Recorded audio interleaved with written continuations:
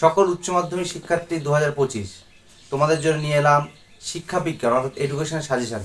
মাত্র এই 10টি প্রশ্ন পড়লেই তোমরা পুরোপুরি কমন পাবে।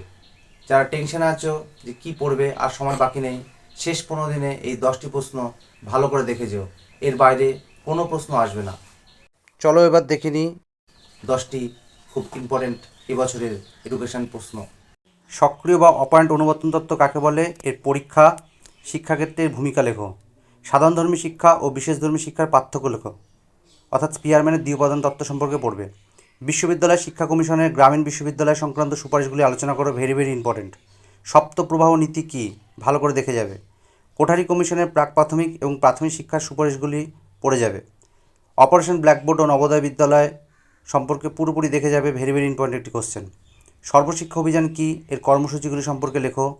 অন্ধ শিশুদের শিক্ষা পদ্ধতি সম্পর্কে আলোচনা করো। বিশেষ করে বেইল পদ্ধতি খুব ভালো করে পড়বে। জানার জন্য শিক্ষা বা জ্ঞান অর্জনের শিক্ষা কী? এই প্রসঙ্গে বিদ্যালয়ে কী ভূমিকা নিয়েছে আলোচনা করো। শিক্ষাক্ষেত্রে কম্পিউটারের ভূমিকা আলোচনা করো, খুব ইম্পর্টেন্ট।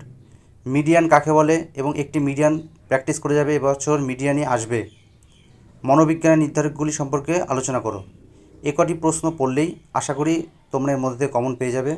এছাড়াও দু একটি বাড়তি কোশ্চেন চাইলে তোমরা দেখে যেতে পারো। যেমন প্রক্ষোভের নীতিগুলি ভালো করে পড়বে। আগ্রহ সম্পর্কে পড়ে যাবে, শিক্ষাক্ষেত্রে আগ্রহ অবদান বা শিক্ষকের অবদান আগ্রহ তৈরি করতে।